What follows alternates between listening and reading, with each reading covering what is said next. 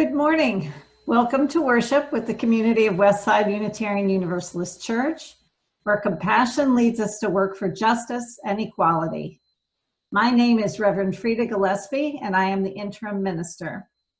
I'm glad you are joining us for our virtual service today.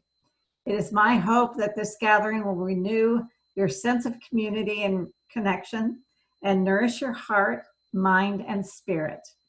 Thank you to our worship leader, Michael Munoz, and our technology helpers today, Spencer Maxwell, Cindy Fountain, and Amy Stubbs.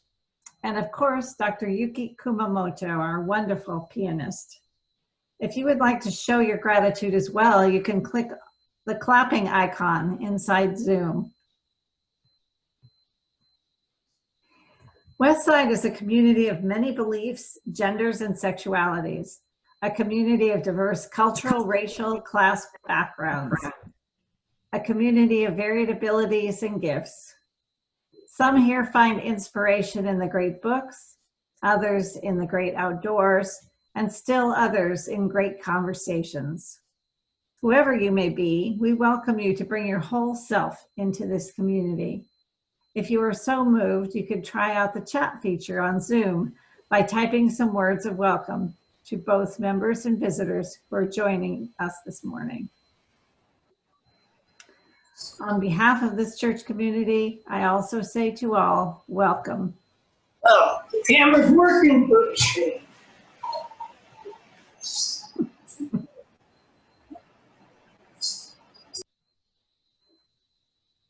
Today's order of service is a PDF. A link was provided via email and will also be posted in the chat for you to download. Most important is simply the opportunity to be present and connect together as the Westside community. So don't worry if you don't have the order of service. We won't leave you behind. As always, please continue to watch your email inbox, the church website, and our Facebook page for updates on church programs and opportunities. You can also stick around after our service ends today if you would like to join us for a virtual coffee hour.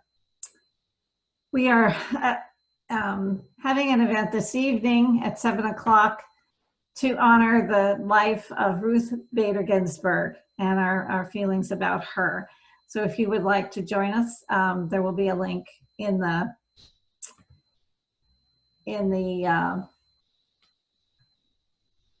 email that you received this morning.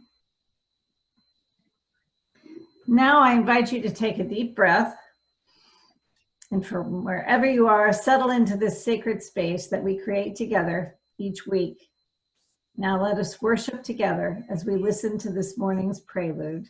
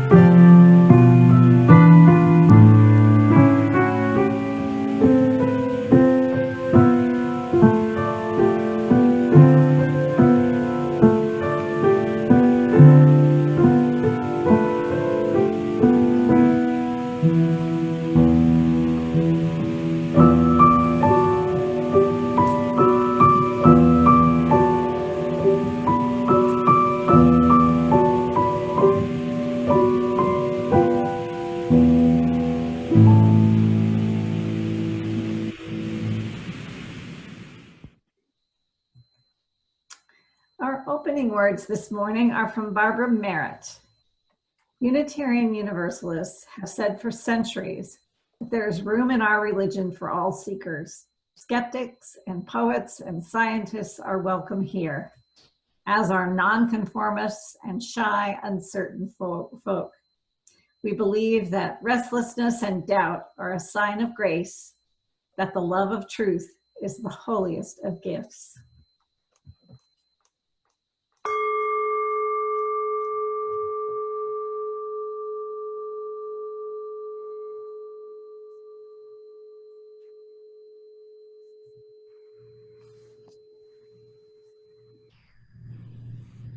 Feel free to join me in lighting our own chalice as I share these words by Kendall Gibbons.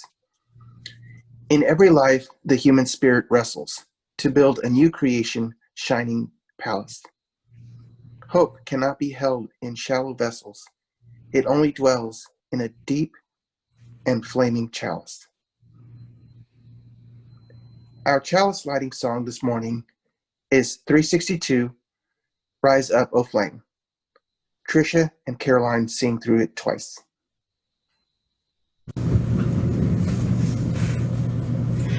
Rise up, O flame, by thy light glowing, show to us beauty, vision, and joy.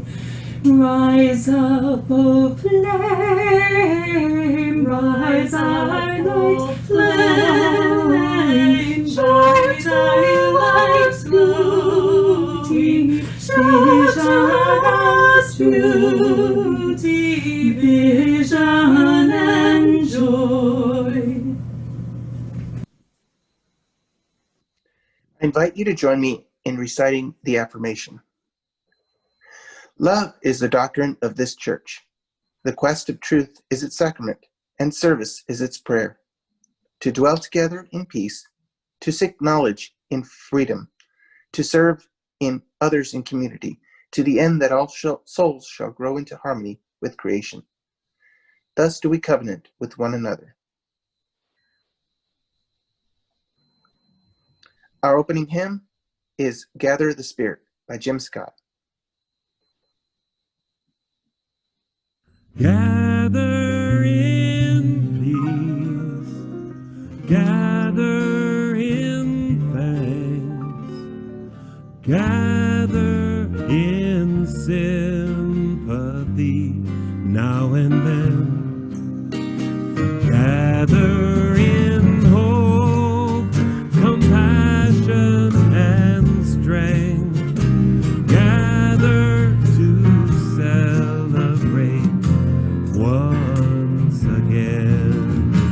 Gather the Spirit, harvest the power, our separate fire will kindle one flame. Witness the mystery of this hour, our trials in this life appear all the same. Gather in peace, gather in thanks, gather in sympathy now and then, gather in hope, compassion and strength, gather to celebrate once again. Gather the Spirit of heart and mind.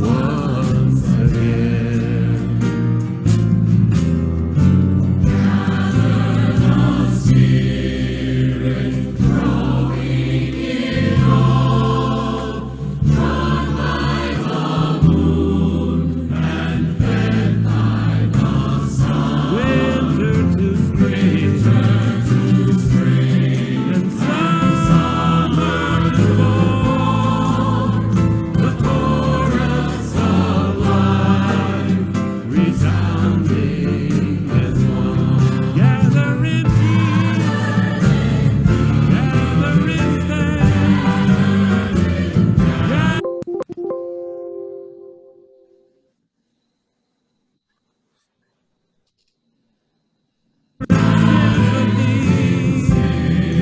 Sympathy now and then, gathering hope, compassion and strength, gather to celebrate once again.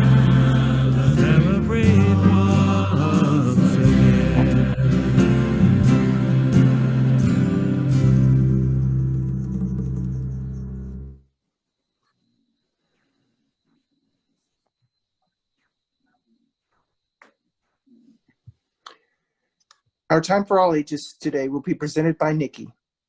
For those of you at home with little ones, please feel free to turn on your camera if you are comfortable doing so that we can all see their bright, shiny faces.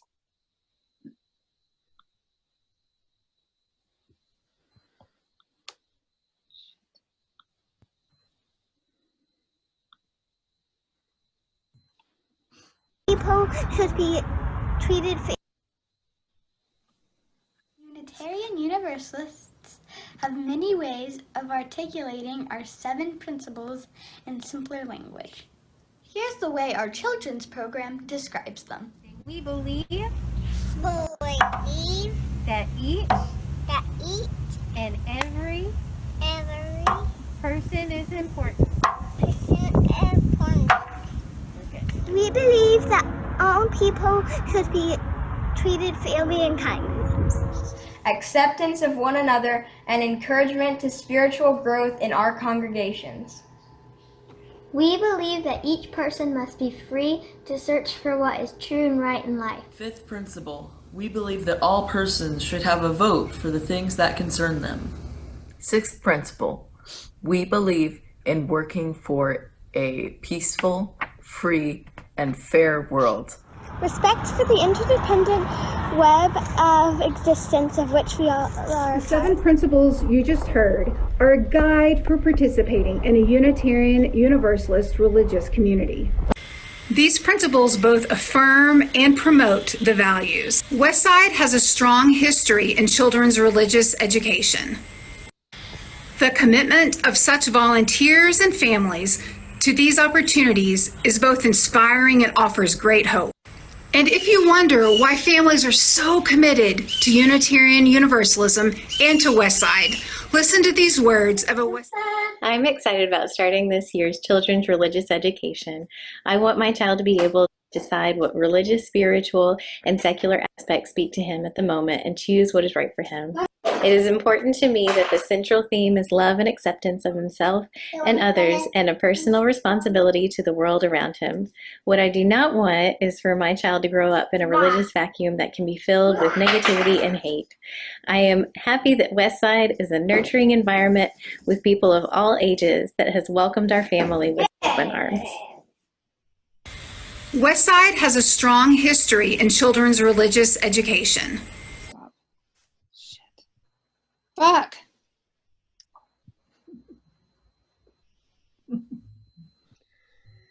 I hope you enjoyed our time for all ages. Turning now to another beloved part of our service, today's joys and concerns will be shared by Christina Sellers, a member of our pastoral care team. Good morning. As we share our joys with others, those joys are multiplied. As we share our concerns, our community can offer its care. Please post in the chat if you have a joy or concern you would like to share with everyone today, and those who will watch the recording later.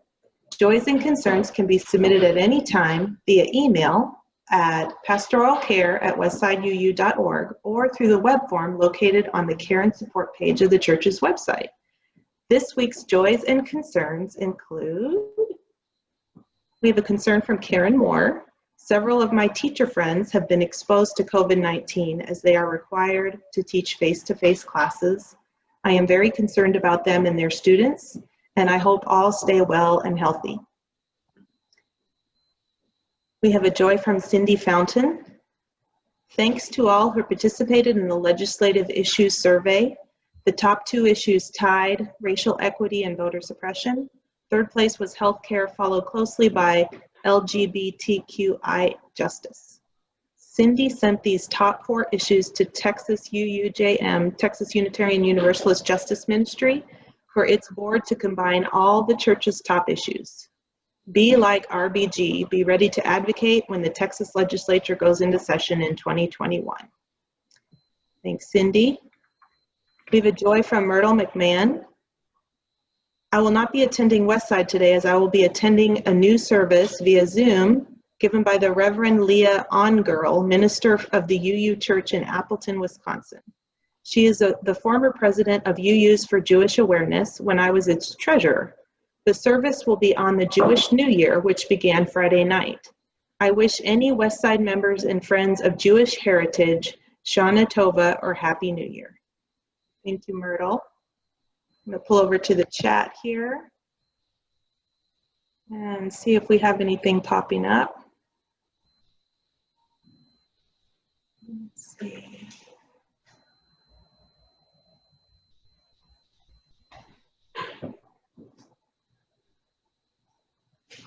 I'm not seeing anything popping up, and I give it a little bit more time in case anyone's furiously typing away, getting your joy or concern out this morning. I'm going to say I'm joyful for the second school board meeting in Fort Worth ISD on Tuesday to re-examine their plans for reopening and rethink it. Okay, she's hiding. All right, we have a joy from Stan Yoder. Thanks for the Raising a Transgender Child workshop last night. And another thanks to everyone who participated in the Transgender Children workshop. From Shelley Stonecipher, I learned of the death of a teacher I had from 40 years ago. So sad to hear of her death, but grateful to have had such an educator over 40 years ago. Teachers, you make a difference. Thank you all, teachers, for what you do. Oh, thank you, Shelley. I know the teachers are happy to hear that.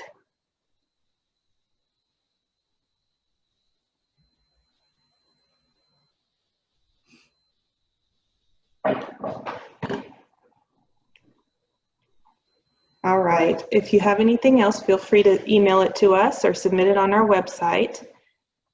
Thank you so much for sharing those joys and concerns with us. Sharing draws our community closer together. Please know that our pastoral care associates are available to support you with deep listening and, when needed, through our InReach Fund, our short-term financial support of members in need. We are here for you. Thank you, Christina. This morning's centering song is number 123, Spirit of Life. Please enjoy this version by the All Souls Church in Washington, D.C. If you feel so moved, sing along. Or simply listen, that's okay too.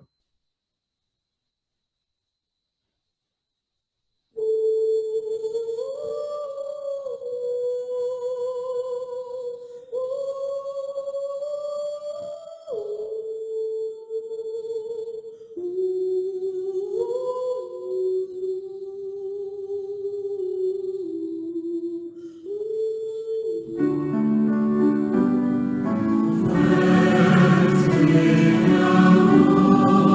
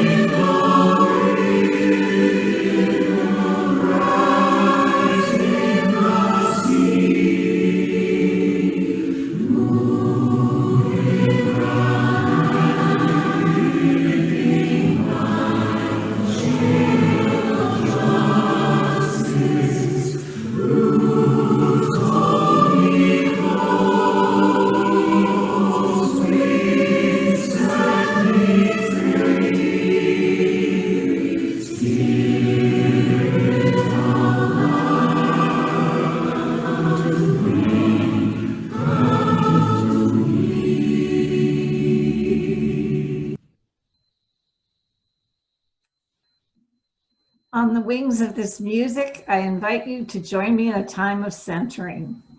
Each week here at Westside, we open our hearts to those in our community who know both joys and challenges, and to all suffering beings. I will begin with a brief pastoral introduction before we move into a time for silent reflection. At that point, I will ring the bell to signal the start of the time for your own meditation, prayer, or reflection. And I will ring the bell again at the end. I invite you to close your eyes, check the alignment of your spine as I begin with a pastoral prayer. Spirit of life and love and hope, let our hearts be full of love as we share in the joys among this community. Let our spirits reach out in compassion to all who know sorrow as well, offering a loving presence to those in pain.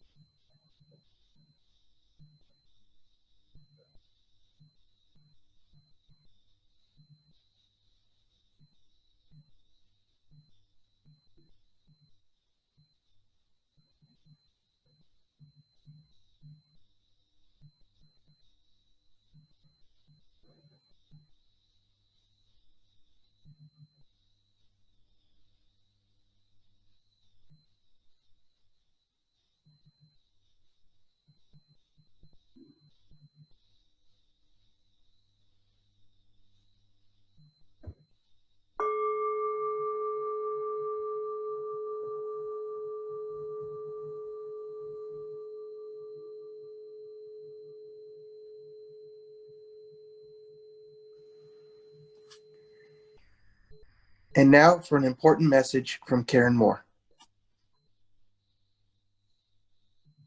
Excuse me. And now for an important message from Karen Moore.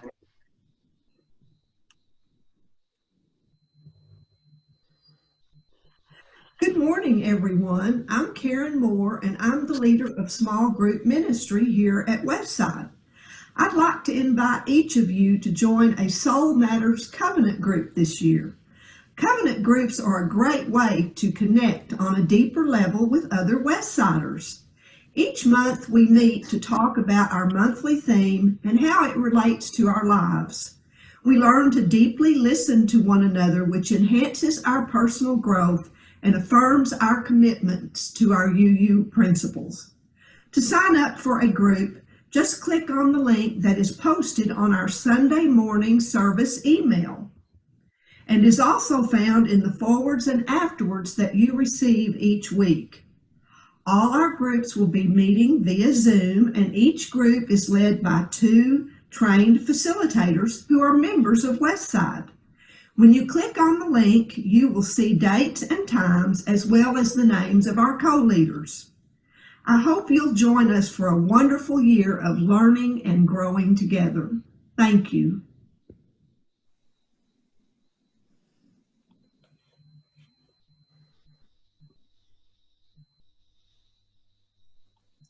Thank you, Karen. Westside has a long tradition of reaching out to the wider community in generosity. You'll find guidance in the order of service, the chat, and in the afterword. Email about 3 different causes to support and how you can give. In addition to giving online through our donation webpage or mailing a check to the church, you can now use the Give Plus app, available through Google Play Store or the App Store. Thank you to all who are continuing to pay it forward, which is keeping our mission going this time with spiritual community and support is also needed. We will hear a gift of piano music from Dr. Yuki Kumamoto while members make an offering. Enjoy.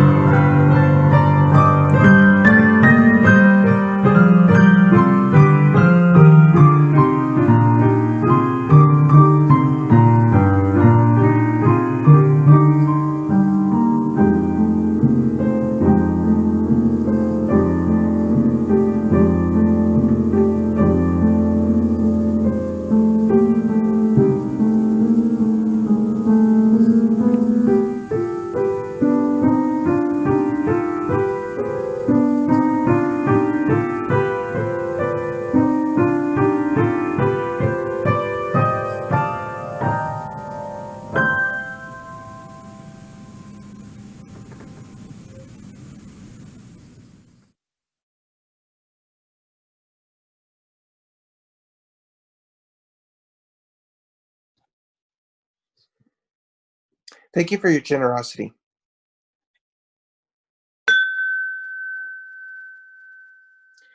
And now we'll return your attention to Reverend Frieda, who will share this morning's reading and reflection.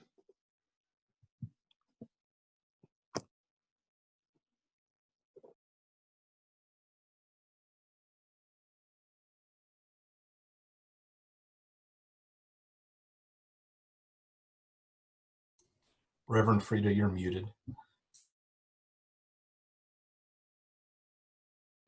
I'm going to start again.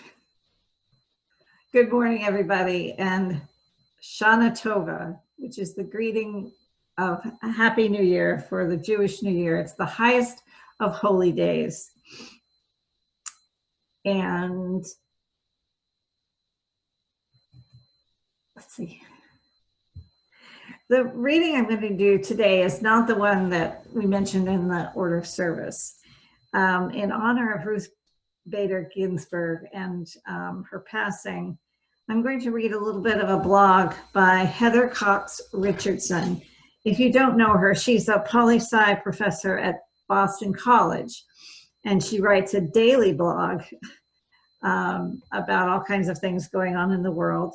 And so the one last night was about Ruth Bader Ginsburg and her passing. She writes, "Tonight, flowers are strewn on the steps of the Supreme Court, where equal justice under law is carved in stone. More than 1,000 people gathered there tonight to mourn the passing of Justice Ruth Bader Ginsburg, who died today from cancer at the age of 87. Justice Ginsburg was born in Brooklyn, New York, on March 15, 1933, in an era when laws, as well as the customs they protected, treated women differently than men. Ginsburg would grow up to challenge the laws that barred women from jobs and denied them rights, eventually setting the country on a path to extend equal protection and equal justice under law to women and LGBTQ Americans. Joan Ruth Bader, who went by her middle name, was the second daughter in a middle-class family. She went to public schools where she excelled and won a full scholarship to Cornell. There she met Martin Ginsburg, and they married after she graduated. What made Marty so overwhelmingly attractive to me was that he cared that I had a brain," she later explained. Relocating to Fort Sill, Oklahoma for her husband's Army service, Ginsburg scored high on the civil service exam, but couldn't find work except as a typist. When she got pregnant with their daughter, Jane, she lost her job. 2 years later, the couple moved back east, where Marty had been admitted to Harvard Law School. Ginsburg was admitted the next year, one of 9 women in her class of more than 500 students. A dean asked her why she was, quote, taking the place of a man, unquote. She excelled, becoming the first woman on the prestigious Harvard Law Review. When her husband underwent surgery and radiation treatments for testicular cancer, she cared for him and their daughter while managing her studies and helping Marty with his. She rarely slept. After he graduated, Martin Ginsburg got a job in New York, and Ginsburg transferred to Columbia Law School, where she graduated at the top of her class. But in 1959, law firms were hiring women, and judges didn't want women, especially mothers who might be distracted by their familial obligations as clerks. Finally, her mentor, law professor Gerald Gunther, got her a clerkship by threatening Judge Edmund Palmieri that if he did not take her, Gunther would never send him a clerk again. After her clerkship and 2 years in Sweden, where laws about gender equality were far more advanced than in America, Ginsburg became one of America's first female law professors. She worked first at Rutgers University, where she hid her pregnancy with her second child, James, until her contract was renewed, and then at Columbia Law School, where she was the first woman the school tenured.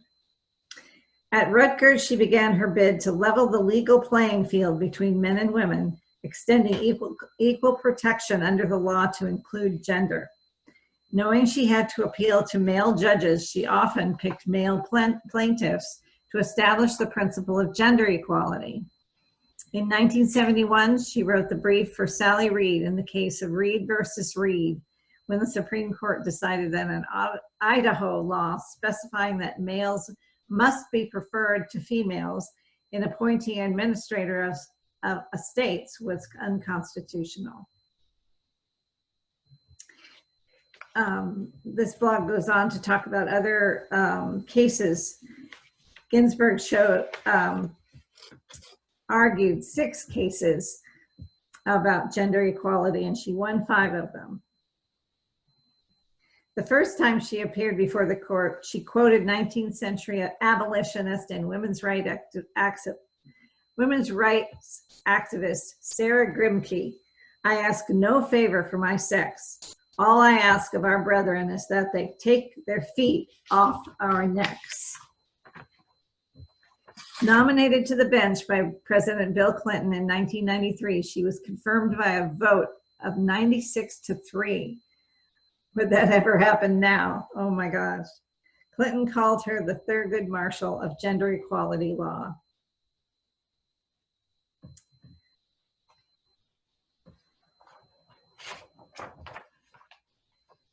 Her dissents were as powerful as her wins, and her dissents made her a cultural icon. Admirers call her the notorious RBG, after the rapper Notorious B.I.G. They wore clothing with her image on it, dressed as her for Halloween, and brought RGB dolls and coloring books. When asked how many women on the Supreme Court would be enough, she said 9. Ginsburg's death has brought widespread mourning among those who saw her as a champion for equal rights for women, LGBTQ Americans, minorities, and those who believe the role of government is to make sure all Americans enjoy equal justice under law. Upon her passing, the former Secretary of State, Hillary Clinton, tweeted, "Justice Ginsburg paved the way for so many women, including me. There will never be another like her. Thank you, RBG." For many, she seemed to be the last defender of equality. They fear, and equality they fear is slipping away. Robin Walsh, a University of Miami religion professor, watched the outpouring of grief after Ginsburg's death and wrote, "It says a lot about us that the loss of one voice leaves women and their allies feeling so helpless. I am grateful for RBG, her advocacy, and her strength. I am enraged that we find ourselves here." That rage, prompted by the prospect of a Trump appointee in Ginsburg's seat, led donors to pour money into Democratic coffers tonight. Democratic donors gave more than $12.5 million in 2 hours.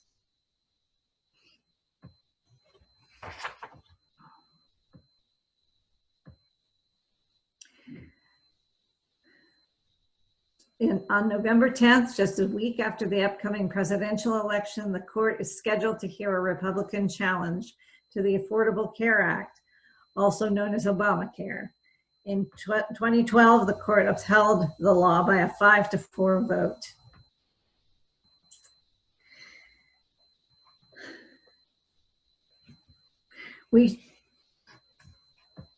Former U.S. Attorney and law professor Joyce Vance tweeted, "We should honor the life of RBG, American hero, by refusing to give in, refusing to back down, fighting for the civil rights of all people, and demanding our leaders honor the rule of law.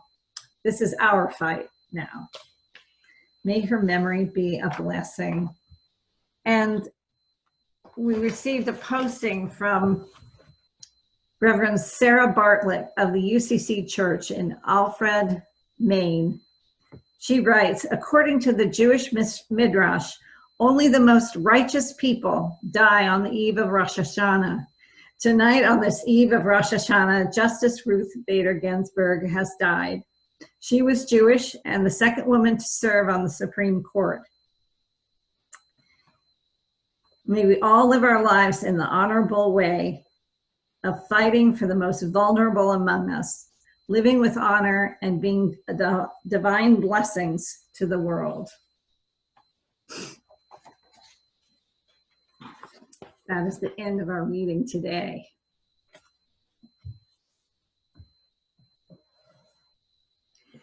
Ten years ago, I wrote a sermon about how to describe Unitarian Universalism.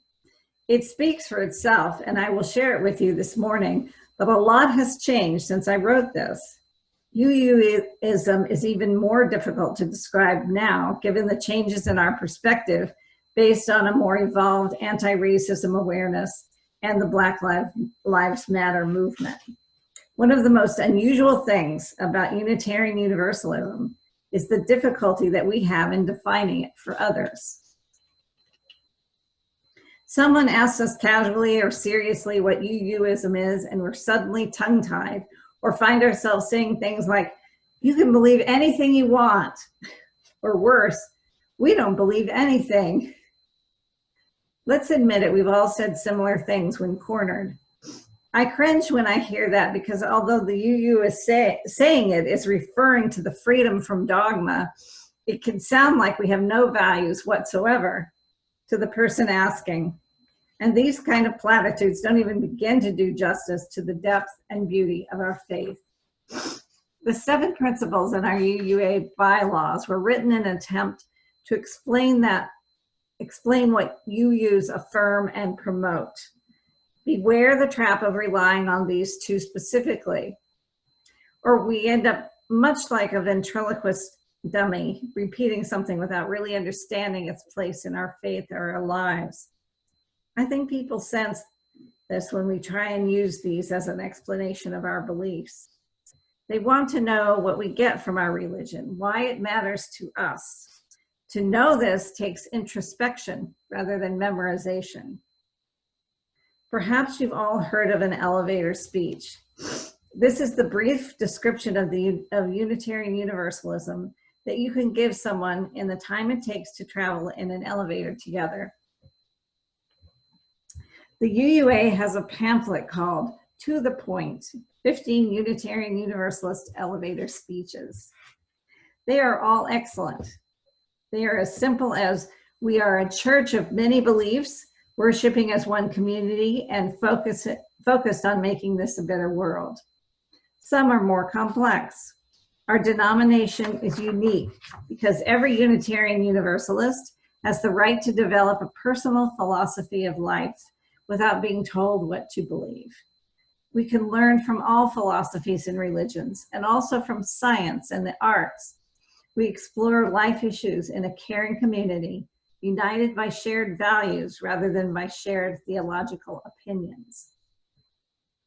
And no matter what we do believe about theology or philosophy, we try to live a good life and leave the world better than when we found it.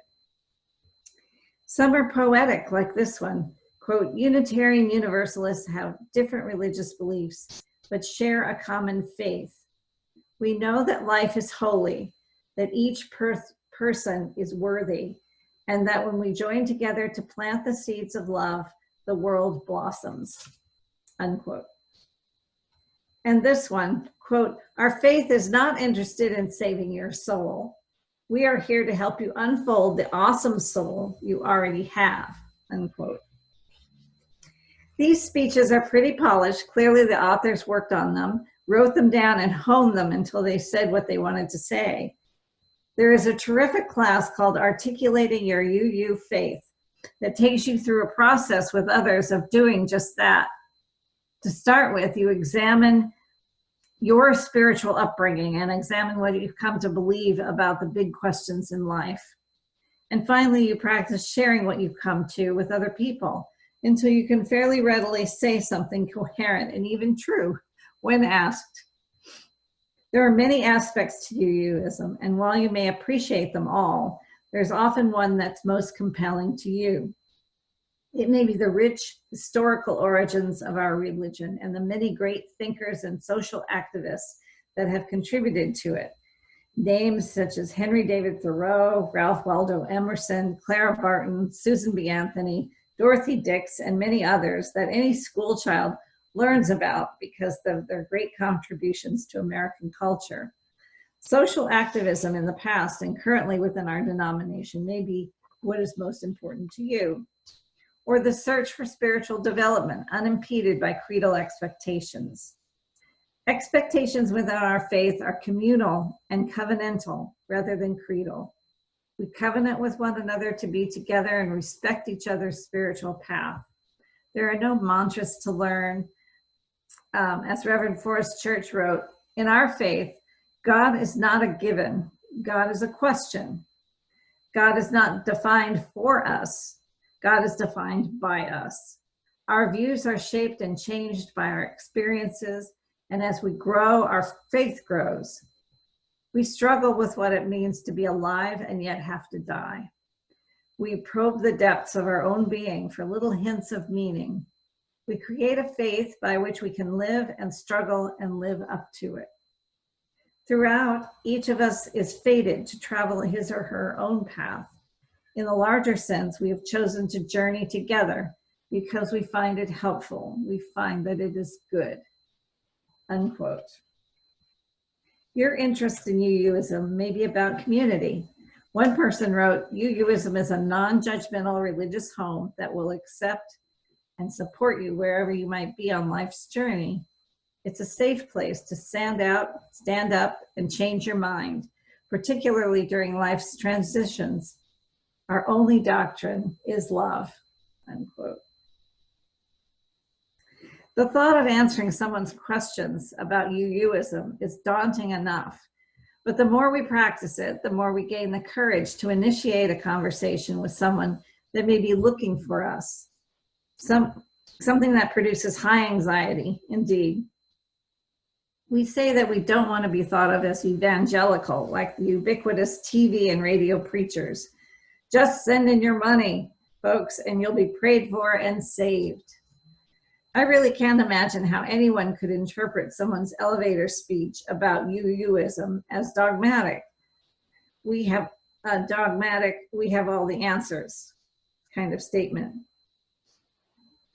You are not entrapping somebody if you're leading them to more freedom. I think the real challenge is having to explain to another or offer what we have found, that it encroaches on our complacency big time.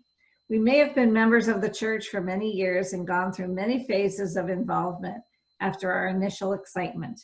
Then we find ourselves settling into a kind of routine, talking to the same people each week and doing more reminiscing than exploring.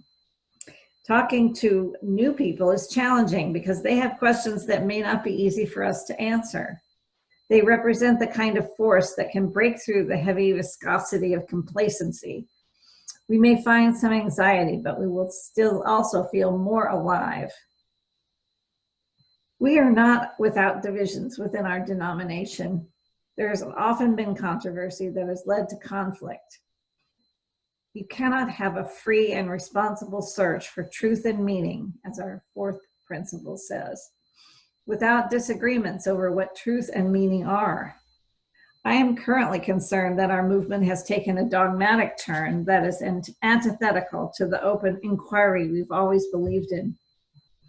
The issues that face us today are not related to the substance of what people believe, but the way in which we treat those who do not see things the way we do.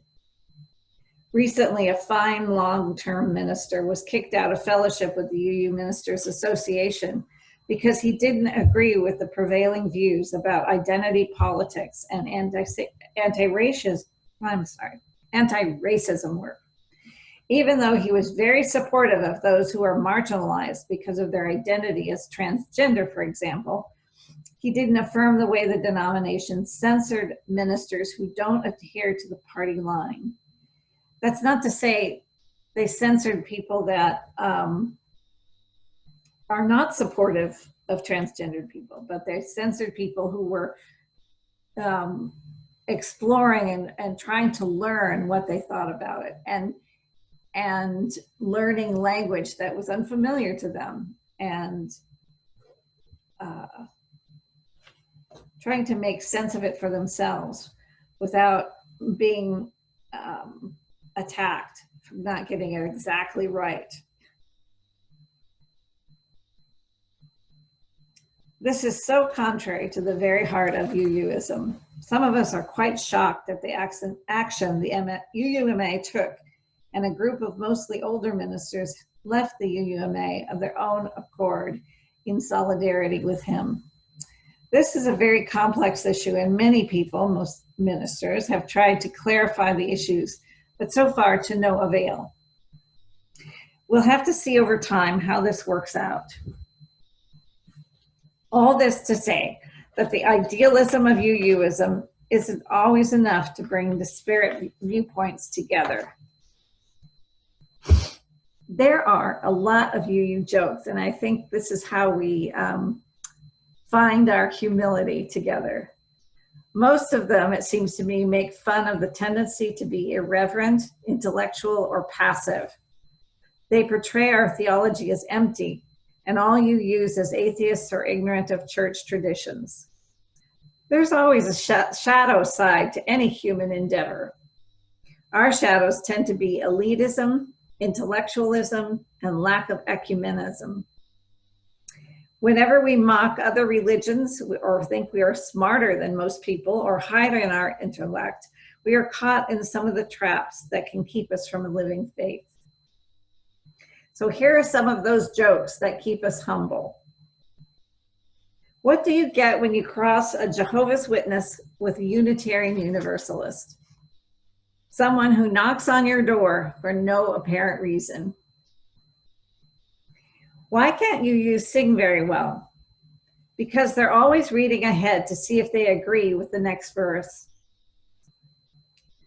A Unitarian is just a Quaker with attention deficit disorder. You might be a UU if you've ever been in an argument over whether or not breast milk is vegan. Or when you dress for a formal evening out, you wear a little black dress, pearls, and Birkenstocks, and your wife thinks you look great. You are unsure about the gender of God. The money you sent to the Sierra Club last year was more than you spent on your mother at Christmas. You think that the Holy Trinity is reduce, reuse, and recycle. If you study the 10 suggestions instead of the 10 commandments. The only time Jesus is mentioned at church is when someone trips or stubs a toe. Your child says to you before eating dinner at a friend's house, I'll remember to say my pleases and thank yous, but I'm not going to say that dinner pledge of allegiance. You think a holy day of obligation is your turn to do coffee. You get mail from committees you didn't know you were on. You know at least 2 people who are upset that trees had to die for your church to be built. Here's a story of something that happened in a Sunday school. The kindergarten class was discussing prayer, and the children seemed to be aware that the way you ended prayer was with Amen. Does anyone know what Amen means? The teacher asked. There was a long silence. Then one little boy piped up with appropriate computer-age gestures, said, well, I think it means like send. A little Unitarian Universalist girl was sitting on the curb in front of her house with a sad look on her face. An older lady happened upon her and asked her why she looked so sad. The girl replied, my kitty cat died. The older woman, trying to be helpful, said to the little girl, I know you're sad, but right now your kitty cat is with Jesus. The girl crinkled her nose for a second and replied, what would Jesus want with a dead cat?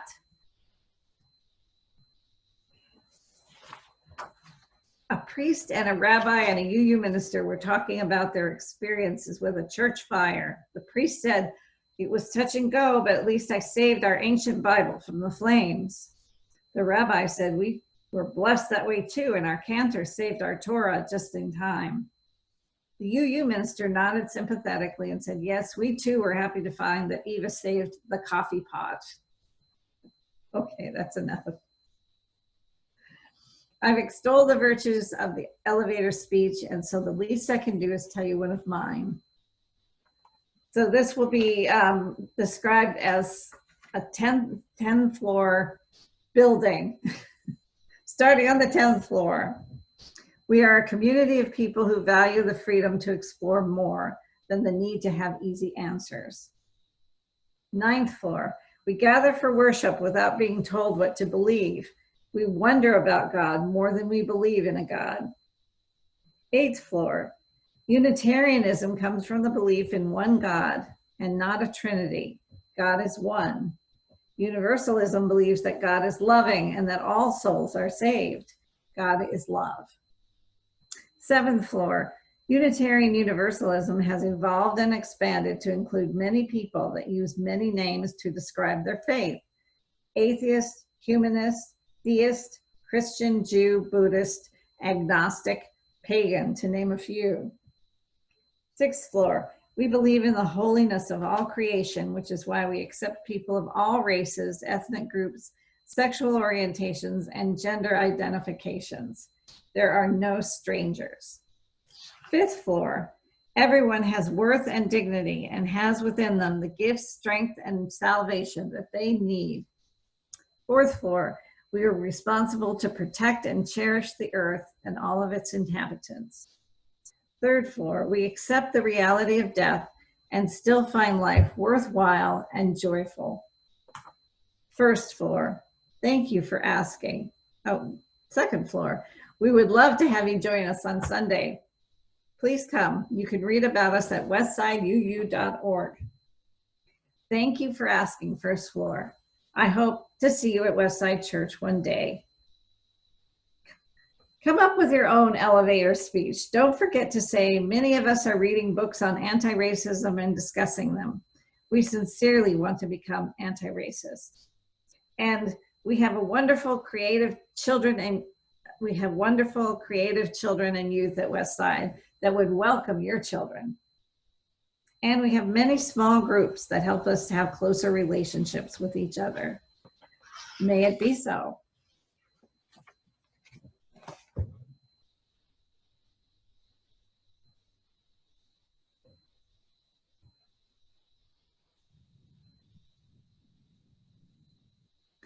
I invite you to join me in singing our closing hymn, number 131, Love Will Guide Us, brought to us from the UU Church of Elgin.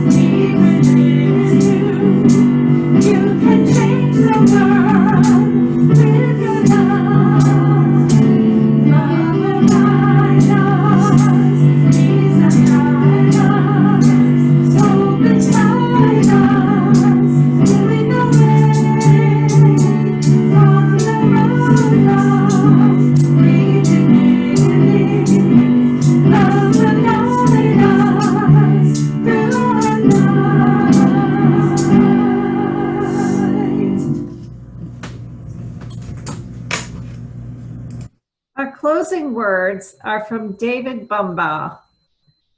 We are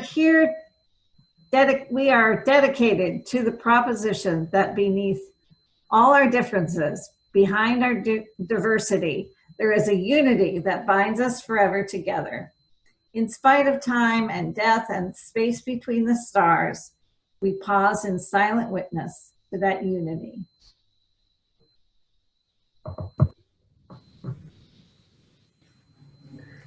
Thank you, Reverend Frieda. As we extinguish our chalice across the country this morning, please join me in the congregational closing. Let us go in peace, believe in peace, create peace in our lives and in the world. May it be so. Blessed be. Amen. I've got two notes. One last thing. As you've all heard earlier, we're going to have a vigil for Ruth Bader Ginsburg tonight at 7. You'll find the Zoom link in this morning's 7 a.m. email. And if you'd like to participate in our virtual coffee hour, please stay on Zoom meeting.